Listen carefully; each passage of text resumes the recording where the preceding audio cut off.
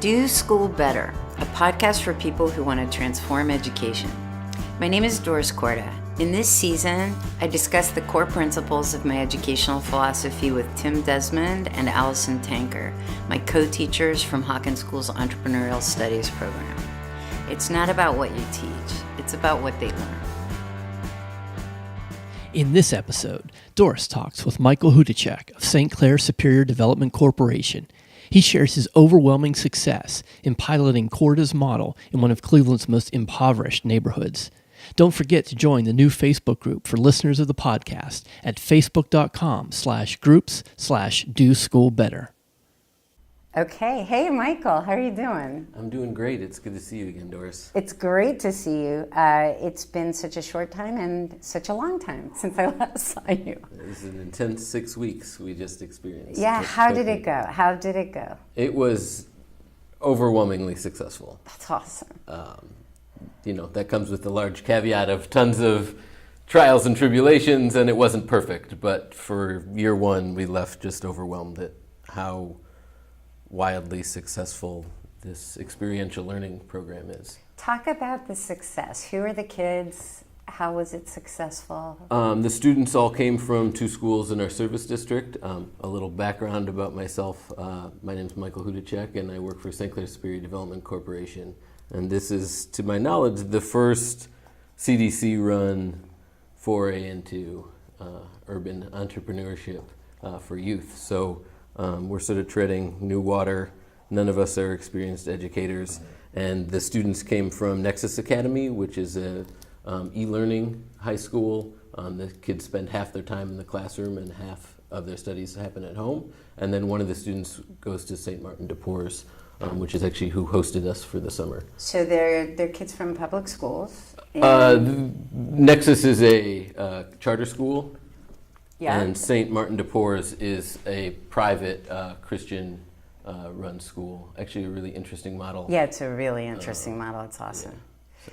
But the neighbor, could you talk for a moment about the neighborhood? Yeah, so the St. Clair neighborhood runs from about East 30th to Martin Luther King and from the lake to Payne.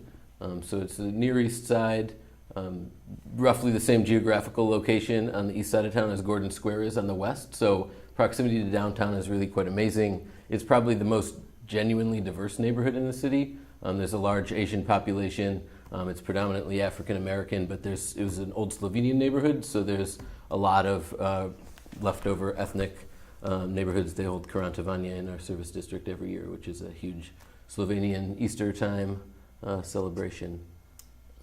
And just very briefly, because I was very excited about this, you said you're not educators and it's an economic development corporation, and you decided to do this class because your goal is? We really wanted to provide access to entrepreneurship to kids in our neighborhood. The Cleveland Flea was started by our CDC and has grown wildly and not without our help, or without our help largely in recent years. And residents weren't getting opportunities to access them. So we first started trying to do some stuff with adults and then realized that for actual change to take place, we needed to reach kids sooner. Not that adults can't learn entrepreneurship, but besides learning entrepreneurship, which hopefully will create new businesses in the future, it's really just amazing life skills, soft skills as a lot of people like to call them, financial responsibility, you name it. And the thing that piqued our interest about your program specifically is its sort of project-based learning, teamwork, and not the usual lemonade day, park on a corner, sell $10 worth of lemonade and pat yourself on the back. So, yeah, and yeah. We're just trying to do something new and different and attack it in a different way than normal. So you did your first pilot? Yeah, we just finished our first 6-week course. We had 5 students. And it was really amazing. We worked with 2 businesses in our service district. The first one is Upcycle Part Shop, which is another program that we run at Clair Superior Development Corporation. They're what's known as a creative reuse center. So they divert waste materials from residential, industrial, and commercial sources and then resell it as art supplies, as well as doing community art programming. And then our second business was 8 Made, which is a local screen printer. She does mostly clothing and apparel screen printing. And then for our final project, we were going to have a third business, but we decided to let the students try out their hand at starting their own. And when we get to that, they had a really amazing concept, which blew us away. Oh, yeah? What was it? So they wanted to launch a gym because they recognized there was a gym desert. If you look at a Google map of where gyms are in the neighborhood, you see tons of gyms downtown and tons of gyms in the Heights. But the crescent moon that sort of shapes those areas, mostly impoverished regions, don't really have access to gyms. The major component was childcare, which they highlighted from getting out and talking to people, and that a lot of people work all day. They don't have time to go home, feed the kids, find a babysitter, go back to the gym, and come back. So it was really cool to see them identify a need and try and solve it. That's awesome. Talking about if you had to net out the growth you saw in the kids from the start to finish as a result of your pilot, how would you describe it? Oh, totally different people. Wow. Most of them were shy to begin with. Some of them were A students and totally, brilliant by traditional test-taking standards, but hated public speaking. As you said frequently this summer, wanted you to have an answer for them. Yeah. And by the end of it, the weakest, again, by traditional standards, air quotes, you can't see at home, was probably the strongest kid in the room. Yeah. He was confident, despite the fact that he was the youngest. He was 14 and everyone else, he was going to be a sophomore, everyone else was going to be a senior. He excelled at every turn, and he was the only boy. The girls kept chiding him for being young and immature, and he was the one who, when you gave him a task, came back to you with concrete information. That's awesome. The A students were finding reasons why they didn't need to keep going, and he was like, I found this cool thing. That's and awesome. He wasn't braggadocious about it. He just sort of presented it matter-of-factly, and really blew me away. That's awesome. What do you think? So when we talk to educators after they've implemented, and we talk about those skills, creative problem solving, critical thinking, all that stuff. But if I had to pick one, the one that every student universally says first and most generally is confidence. Would you agree? Hands down. Yeah. Yeah. Being able to sit in a room, actually the funder from Burton D. Morgan who funded us made it to the final presentation. So he was in the room, our executive director was there, some of our staff. That's awesome. And they had, 6 or 7 people in suits show up for their final presentation. There was some tragic circumstances. They lost a lot of days preparing. Some team members were out for large stretches of that. And in the last 36 hours, they pulled it together, put an amazing show on, and blew everybody out of the water.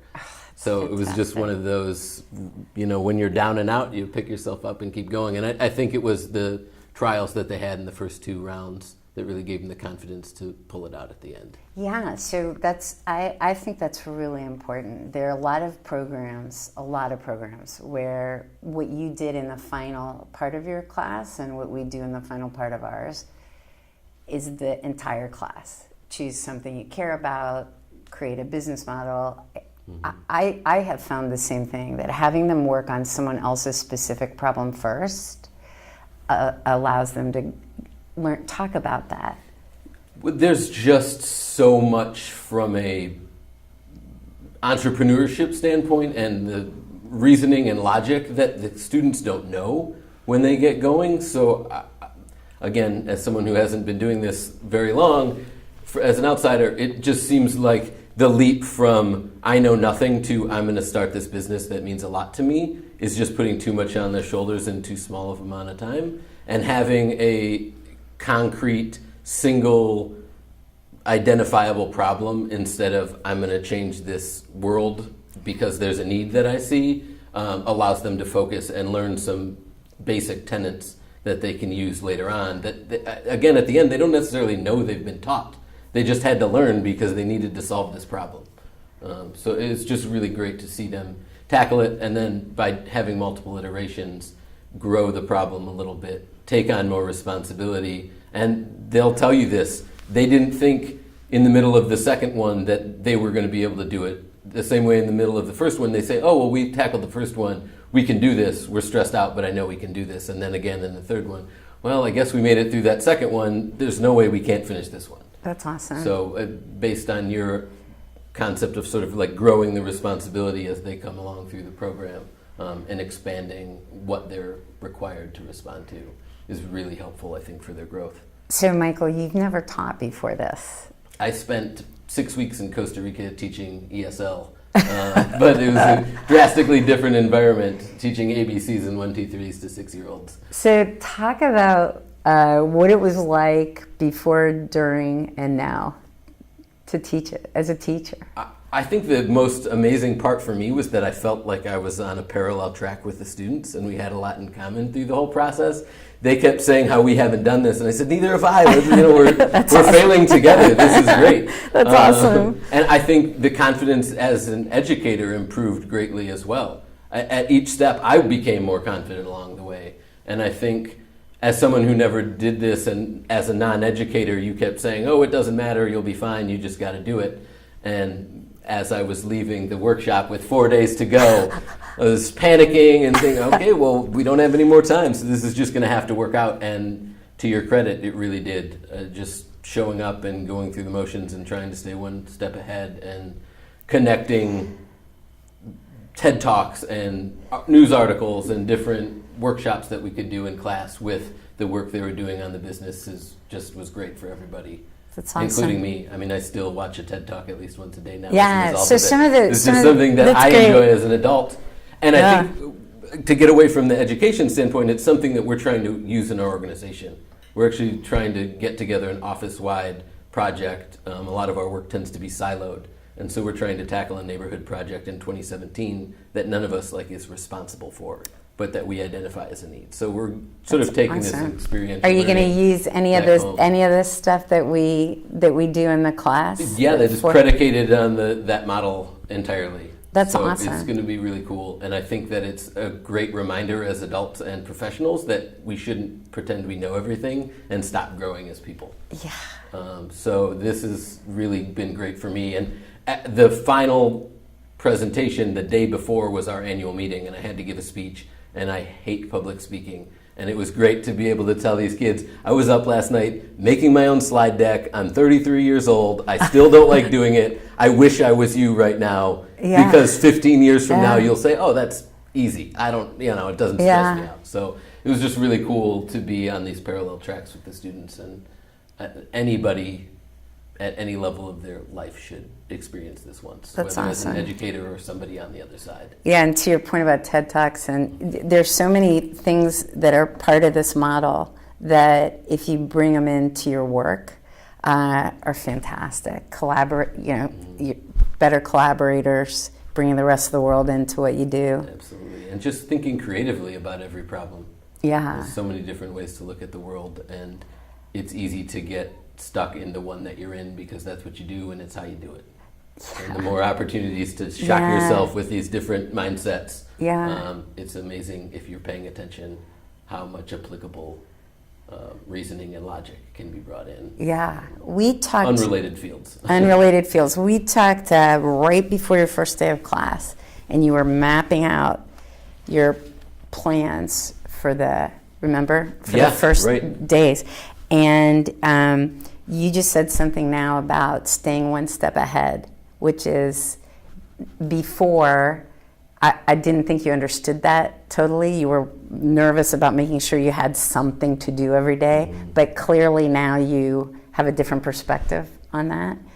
Definitely. I think it's hard to, your tendency is to want to plan and decide what's going to happen. Per minute. And unlike the students who want an answer, there's no answer. Yeah. They're going to get stuck on one thing tomorrow, and then 2 days later, it's going to be something you didn't even see coming necessarily. And so you just have to be thinking, what might they be having trouble with, and how can we try and figure it out? And to be honest, a lot of times I didn't figure it out right away, and it took me a week, and then all of a sudden it was like, okay, this is what I'm doing wrong. This is how we're going to implement it. And I'm sure sometimes I didn't really nail it. Oh, yeah, but sure. That's all right. To your point, I just had to do it, and I've done it, and I'm already thinking about next summer, how are we going to do things differently? So how great is that? It's been really phenomenal, and everyone at St. Clair is really grateful for the opportunity to go through the workshop, and the fact that you're championing this model for anyone, and the fact that it's open access and you're trying to just get this way of thinking out in the world. I think that's important for the youth of America. That's great. And one of the things you mentioned at the beginning, everybody talks about these soft skills, and I've decided not to use that term anymore. And the reason is that in my travels, I found that there's something about soft skills that devalues it. And actually, I really think the skills we're talking about are the hardest ones to develop. They're harder to develop than learning, memorizing my whatever. And talk about the skills that you've seen these students develop, and what you think they're leaving this one summer program better equipped with as they head out. The ability to work in teams, I think, is probably the biggest improvement for all the students. When we were doing the first challenge, and even to some degree when they were solving their own problem, they tended to want to break up the work and say, I'm doing this part and you're doing this part, and getting them to say, we're doing this and I'm helping work on this, but if I need help I can talk to you, I think was really important. And again, drawing parallels to our office place, a lot of times as adults we forget that when we're in a group, whatever organization it is, you have talented people all around you, and being able to ask for help is something that's not really encouraged later in life. You're supposed to have all the answers. So it's really great for kids to recognize early and often that asking for help is good and helpful, and various ideas are good and helpful. Again, the confidence presenting in front of people, the confidence in having an idea and not coming up to me and saying, I have this idea, is this even the realm of okay? And by the end, they're throwing crazy ideas out there, and if I say no, they come back 5 minutes later with a new one. Yeah. It's not, oh man, you shot me down, this is the end of the day, I'm done. It was, oh, okay, well, let me see why that didn't work and come back to you later. And so the confidence to fail confidently, I think is the biggest one outside of, again, asking questions and teamwork. I love that. It's so funny because you come out of having done it, and these are all different schools. They're all different courses, different programs, different sets of students, and everybody comes out of this saying the same things, right, about what these students have gotten out of it. And I call it substantive confidence because I think of it as, it's not the empty, oh honey, you're great, let's make sure everybody gets a ribbon whether they want or not. It's the confidence that comes from knowing I can navigate complexity, whether it's relationships, problems, situations. I know I can navigate failing badly and picking yourself up. I have confidence that I will be able to navigate whatever's in front of me. And that is so important for students going out into this particular day and age. Yeah, I couldn't agree more. So what's next for you? So we are regrouping for next summer. This is part of like a 3-part program. So we're actually in the midst of planning a pitch competition for the fall. We have some funds to hopefully start a small company in the neighborhood. So we're excited about that. Exciting. And we're working on getting that together now. We're actually using Flipgrid as our entry point. Great. So it's been great to integrate that technology. My wife is pregnant and we're due in like a month. So congratulations. Thank you. So That's we figured exciting. Flipgrid was an easy way for them to get their first 90-second pitch in there, and then we'll do a more intense follow-up once I'm back from paternity leave. That's great. And next summer, what are your plans for next Next summer? summer, we're coming back better than ever, hopefully. Now that we've got one under our belt, I definitely want to have more students. I think having the opportunity to have different teams, not only to mix personalities and provide different experiences working in teams, but also to have that little competitive edge of one-upping your fellow students. Yeah, I have to congratulate you because people might think having a small cohort to start with is a really lucky, great, easy thing. It actually makes it more difficult because there's a natural energy that comes from having multiple teams. If one team's kind of stuck, they look over their shoulder, the other team's going at it. And I think it'll be so interesting to see how your experience is different as your class size grows. Yeah, we found even just as the teachers, we stepped out a lot. Yeah. There was so little for us to do every little bit that it felt suffocating to be in the same room with the students because they kept looking over their shoulder, feeling like we were judging them. So Aiden, who was interning with us this summer, a student from Hawken, and I would just leave for hours at a time and just say, when do you want us to come back? Well, you know, you have until you need some help. If you have any questions, we're across the hall. So that's funny. The first, the reason in the toolkit we give you the first full 3 weeks mapped out is that because they come in passive, wanting you to tell them everything, we find that these structures and teaching them the methodologies and all that stuff in the first stretch of the class is really important. Mm-hmm. But over time, they have the tools, they have the skills, and they're applying them. So there is more, later in the class, more time for the instructors to be out of the room. Yeah, you're just sort of shepherding them back to whatever direction you need them to go, but they're doing all the work. Yeah. I can't say enough about the amount of time they put in, both at home and in class, on their own accord. I mean, we were very flexible and told them, you know, if you want to go home, we can go home. And more often than not, they said, oh, let's stay, or let's go do some more interviewing. So if there are people listening who are thinking about trying something like this but intimidated, and a lot of people do get intimidated because it's so weird, what would you say to them? I would say just do it. Yeah. Start tomorrow. Don't wait 6 weeks. Don't wait 12 months. The amount of time. So we started talking about this in February, and we didn't start implementing it until mid-June. And I spent so much energy on stuff that was a waste of time, having gone through it once. I was just like trying to plan and prepare and thinking about what's going to be perfect, and there is no perfect. No, there isn't. Just get one under your belt, and you kept saying that this summer, and you know, having not gone through it, you say, well, yeah, but there's got to be like something you can give me, wanting that answer that doesn't exist. Yeah. You know, it's like this desire to have a path. Yeah, so we'll give you the toolkit. You'll have a starting point, and just go to town. Go to town. Nice. Let 'em Michael, congratulations. I'm so excited for your students, past and future. Yeah, we can't wait to do it again, and we really couldn't have done it without the support of you and your team, so thank you all. Oh, nice. Okay, so we're going to keep going, because I just, we ended the podcast session, and Tim turned off the mics. And you just started saying some stuff that I really want everybody to hear. So I listened to you, knowing the kinds of kids you're working with, and my heart is just full thinking about what you just did this summer. And if you could talk a little bit about the kids you worked with. And yeah, I mean, as I was just saying off mic earlier, poverty is just really hard.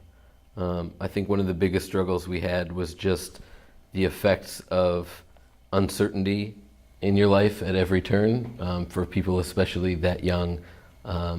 Death, sisters leaving their kids with them for emergency daycare, transportation issues, lack of money, you name it. There's just at every turn when things seemed like they were on a course for smooth sailing to get to the end, something tragic would arise and somebody would have to be out for a day or two.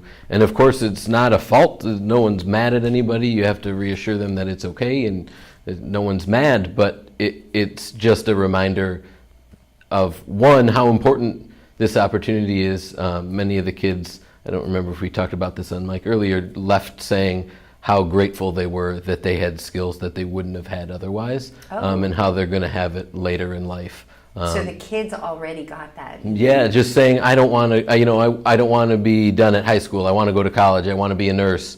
And having these skills under my belt now will be really grateful. Like admittedly, I didn't want to be here. Some of the kids were supposed to be in another program, and we tugged them back, and they were crestfallen, and then found that they really were enjoying it and were grateful for the opportunity.